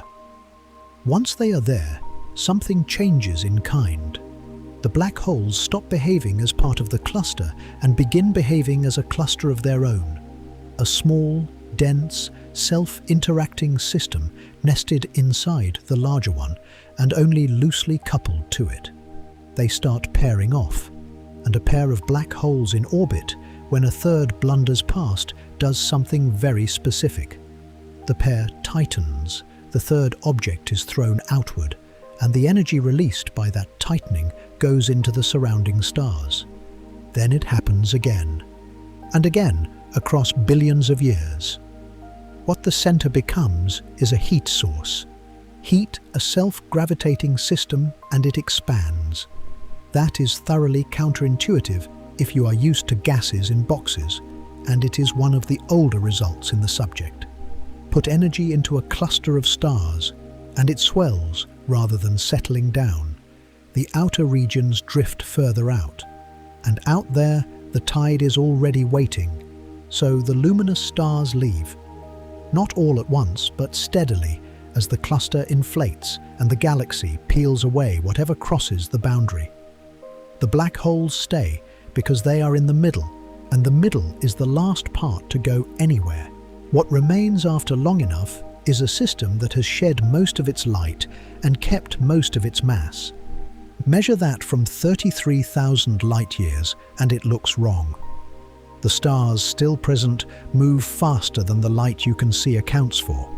Not because anything exotic is gripping them, but because a great deal of perfectly ordinary mass is sitting in the middle, emitting nothing. The models reach ratios of mass to light in the thousands by this route.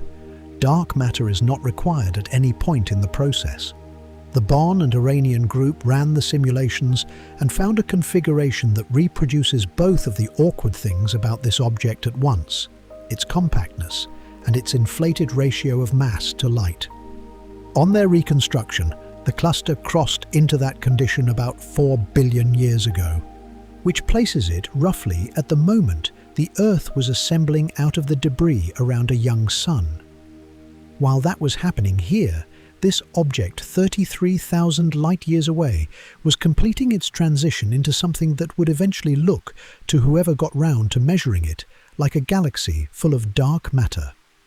Pavel Krupa, the last of the four names, has been circling this territory for a long while.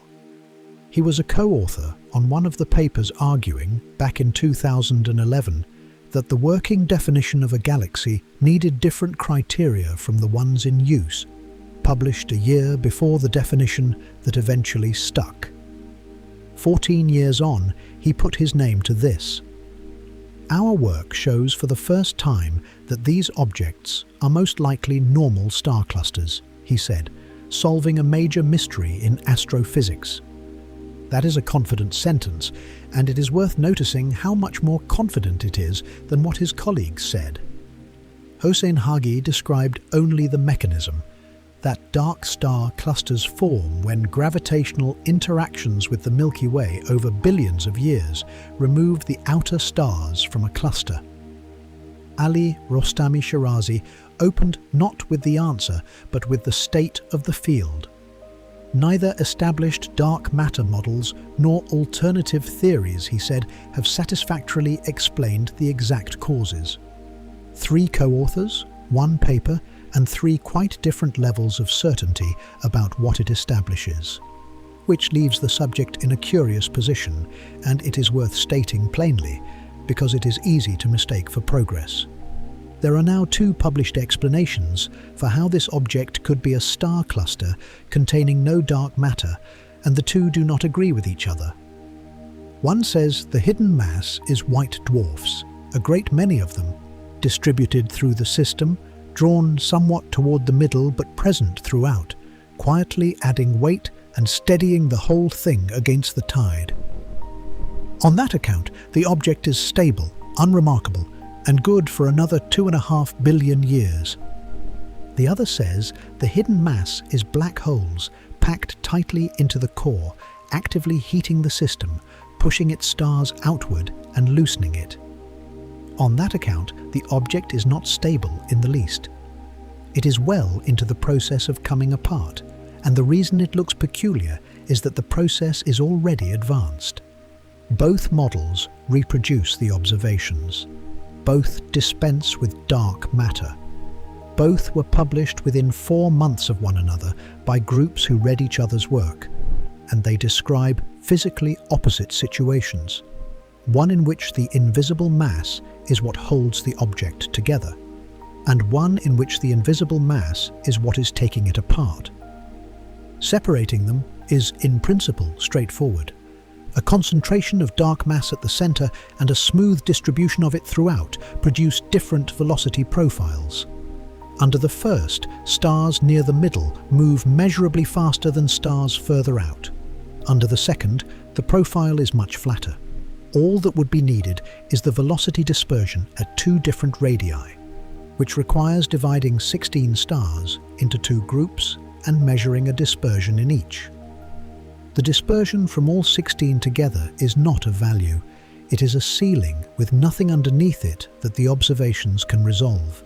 Split the sample in half and the result is 2 ceilings, each drawn from 8 stars, each looser than the one before. You cannot take an unresolved measurement, cut it in 2, and learn something from the comparison. Nor does the hour of Hubble time help here. That observation would separate a cluster from a galaxy, and both of these are clusters. It answers a different question entirely. On one point, though, the 2 accounts agree, and so does everything else in this story. Neither mechanism is unique to this object. A cluster old enough to have manufactured white dwarfs is not rare. A cluster old enough to have gathered its black holes into the middle is not rare either. Whatever produced this thing had no reason to produce exactly one of them, and every reason to have left others scattered across the northern sky in the same condition, at the same faintness, uncatalogued. At which point the question stops being about this object at all. Every forecast has a box drawn around it. Before anybody can say how many objects of a given kind are out there, they have to specify what counts, how bright, how large, how far away, because a prediction without boundaries is not a prediction at all. Those boundaries are usually stated plainly in a line near the start of the paper that most readers pass over, and they shape the answer as much as the physics does, which is worth knowing before you look at any of the numbers that follow. The census of things orbiting the Milky Way currently stands at around 65 confirmed satellites, of which roughly 60 are ultra-faint. That figure repays a moment's attention. Before about 2005, the Milky Way was understood to have somewhere in the region of a dozen companions, the two Magellanic Clouds and a handful of dwarf spheroidals turned up photographically across the preceding century. Then wide-field digital surveys arrived, and the count went up more than fivefold inside 20 years. None of those objects moved, none of them brightened. Everyone had been sitting in the same place doing the same thing for the better part of 11 billion years, and they became visible to us over a span shorter than a working career. The sky did not change, the catalogues did. How many remain is a question two different communities try to answer, and they come at it from opposite directions. The theorists start with a simulated galaxy and work forward.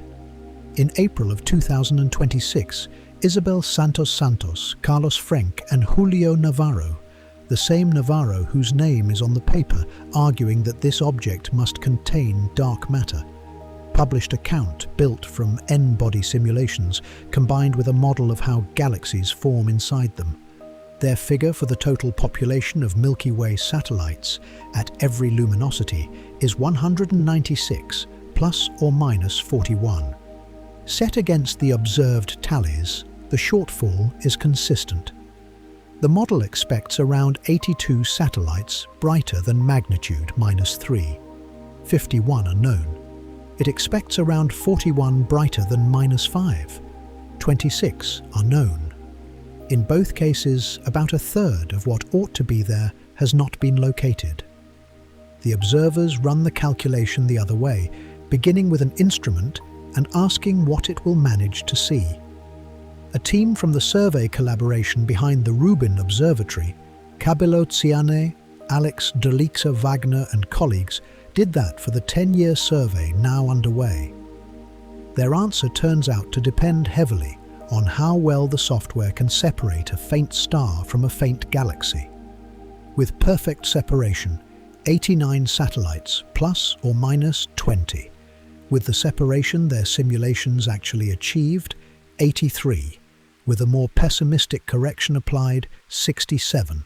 36 are already known inside that footprint, so somewhere between 30 and 50 new ones across 10 years of observing. Now go and read the boundary line on that forecast, and you find this. It is defined for objects brighter than absolute magnitude 0, with a half-light radius larger than 10 parsecs, within 300 kiloparsecs of the galactic center. The object in Ursa Major has an absolute magnitude of plus 2.2½ light radius, somewhere between 2 and 3 parsecs. It sits outside the box on both axes, and not by a narrow margin. The faintest object the forecast is prepared to count is 7 or 8 times brighter than this one. The smallest is 3 to 5 times larger across. The theorists draw their line a little lower.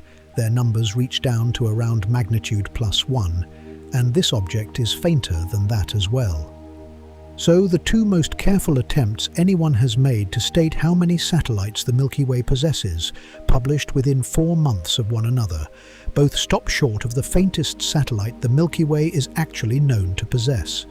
That boundary is not arbitrary, and it is not an oversight. Underneath it, the distinction between a very small galaxy and a compact star cluster stops being reliable, which is the entire subject of everything that has come before. A forecast that swept in the ambiguous objects would be forecasting a population it could not define. So the line is drawn above the ambiguity, on purpose, and everything below it is left out of the arithmetic. The census counts what it can classify.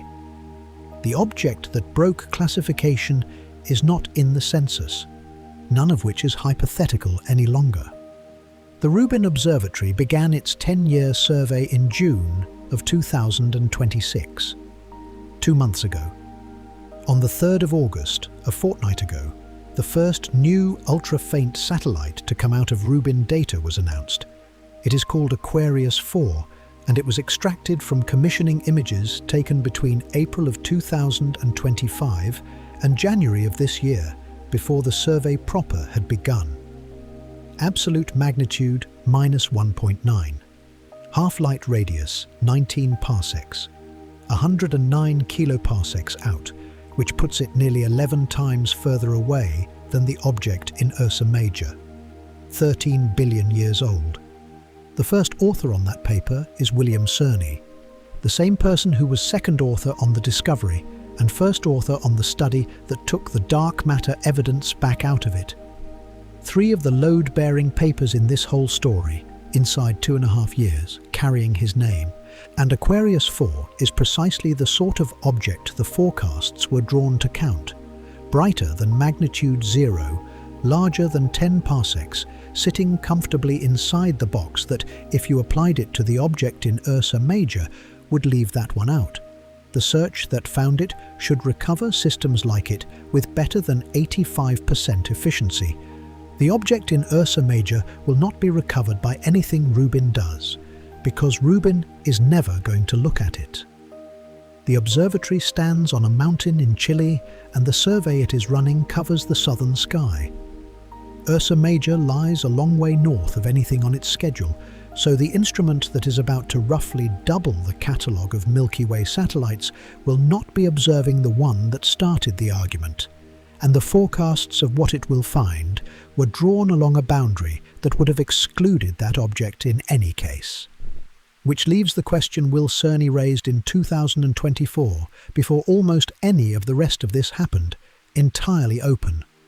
This object could be the tip of the iceberg, he said. The first example of a new class of extremely faint stellar systems that have eluded detection until now. Or it could be a singleton. One improbable survivor, caught at an odd moment, with nothing else remotely like it anywhere you look. Both readings are still live. The catalogues cannot separate them because the catalogues do not extend that far down, and the survey that might have settled it is pointed at the wrong half of the sky. 57 stars, 33,000 light-years away. And after 2.5 years of concentrated work by 4 separate groups, nobody can say whether it is the first of many or the only one there has ever been. That uncertainty did not slow anyone down. Within days of the announcement, the object was already being put to work. The Discovery preprint went up on the 16th of November, 2023. The second paper went up on the 24th. 8 days. It came from 2 physicists, Milena Kranogorchevich and Tim Linden, and it had nothing to do with mountains or spectra or the velocities of individual stars. It was about gamma rays. If dark matter is what the standard account says it is, particles left over from the first moments of the universe, present in an amount fixed by how readily they destroy one another on contact, then wherever 2 of them meet, they should annihilate and release a small burst of very high-energy light. 1 particle here, 1 particle there, and a gamma ray leaving the scene. That happens far too rarely to notice in any ordinary place. But the rate depends on the square of the density, which means the signal comes overwhelmingly from wherever dark matter is packed most tightly. Dwarf galaxies are the preferred hunting ground for exactly that reason. A great deal of dark matter, almost no ordinary matter, and almost nothing else inside them producing gamma rays to confuse what you are looking at. An object with a ratio of mass to light of 6,500, sitting only 33,000 light-years away, was therefore not merely interesting. On paper, it was the single best target anyone had. So they took 15 years of accumulated observations from the Fermi Gamma Ray Space Telescope, aimed the analysis at that patch of sky, and looked for an excess. There was none. No surplus of gamma rays from that direction, over and above what the sky produces anyway, which, in this line of work, counts as a result. If the object holds as much dark matter as the dynamics implied, and no annihilation light is emerging from it, then the annihilation must be proceeding more slowly than the standard account requires, and that removes whole ranges of candidate particle from consideration. Their conclusion was that if the density figure held up, standard dark matter of the most studied variety would be excluded all the way up to around 4,000 times the mass of a proton. 8 days after the announcement. 57 faint old stars, most of which no human being has ever seen as individual points of light, briefly holding down a constraint on the nature of matter itself across a range of possible particle masses thousands of times heavier than anything in an atom. And the sentence carrying all of it was conditional. If the high-density figure is confirmed, they wrote, putting the condition in the abstract, in the same place the Discovery team had put theirs, for the same reason and with the same care. It was not confirmed, it was steadily undermined over the following 2.5 years by better measurements of the same handful of stars, and the constraint went with it.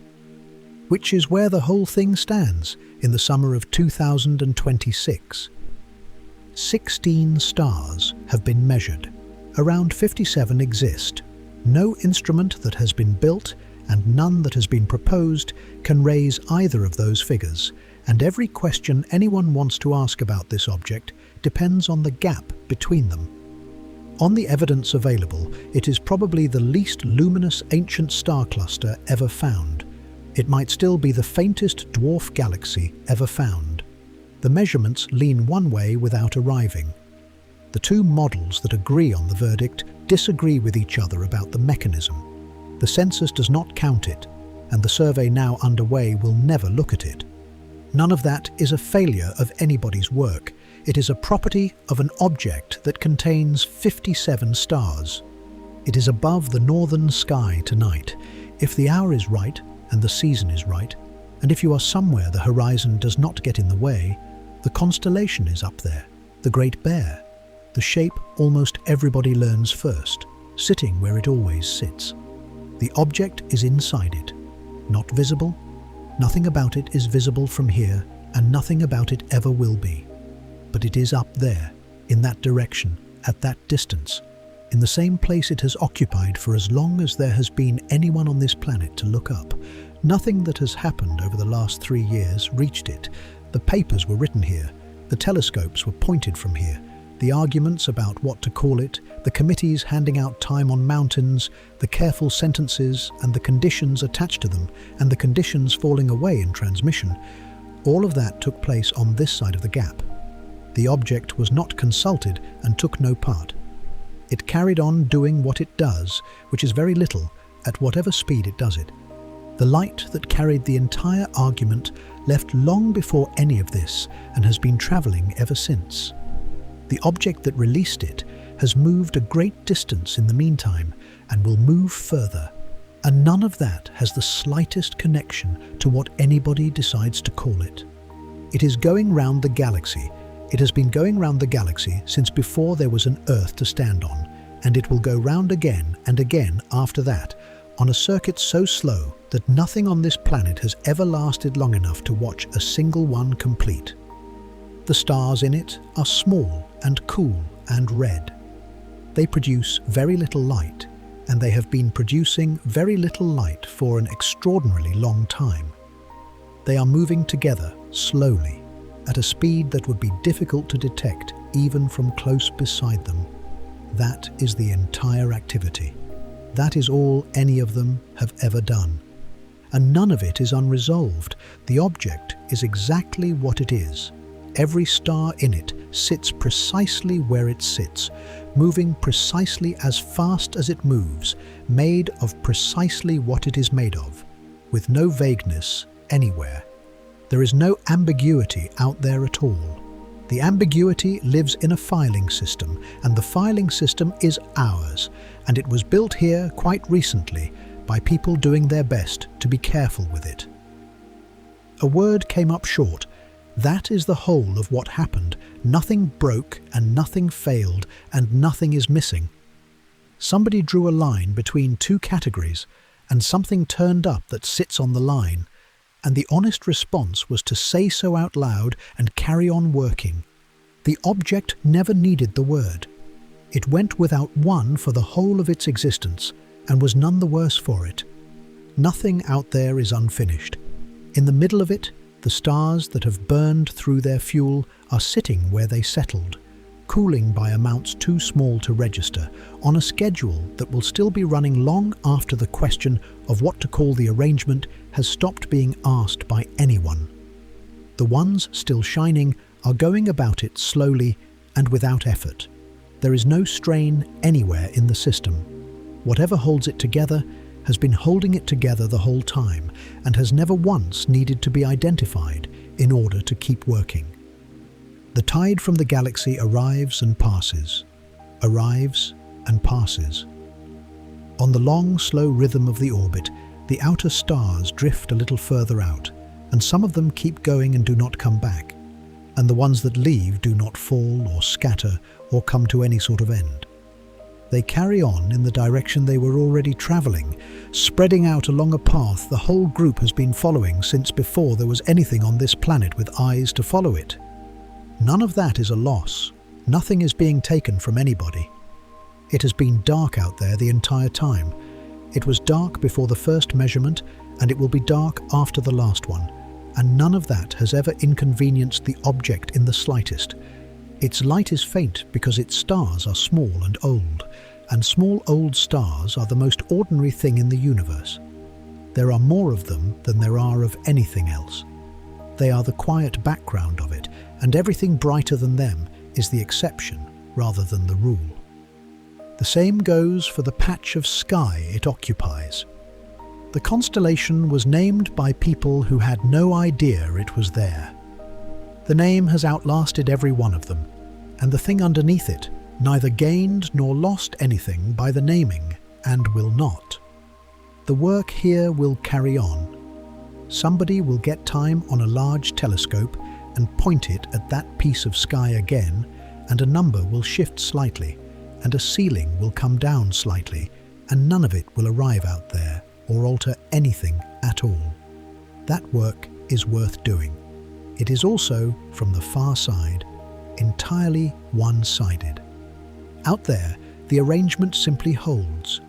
Faint old stars moving together at a speed that is barely a speed, in a direction settled on before there was an Earth, keeping the formation they have always kept. They are not waiting to be sorted. They have never been in any hurry. So there is nothing here that has to be settled tonight. Nothing is approaching, and nothing has changed. The sky above you is doing what it was doing an hour ago, and it will be doing the same thing when the light comes back.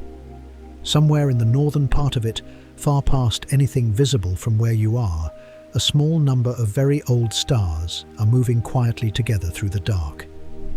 You do not have to hold any of it. They will be moving tomorrow. They will be moving long after.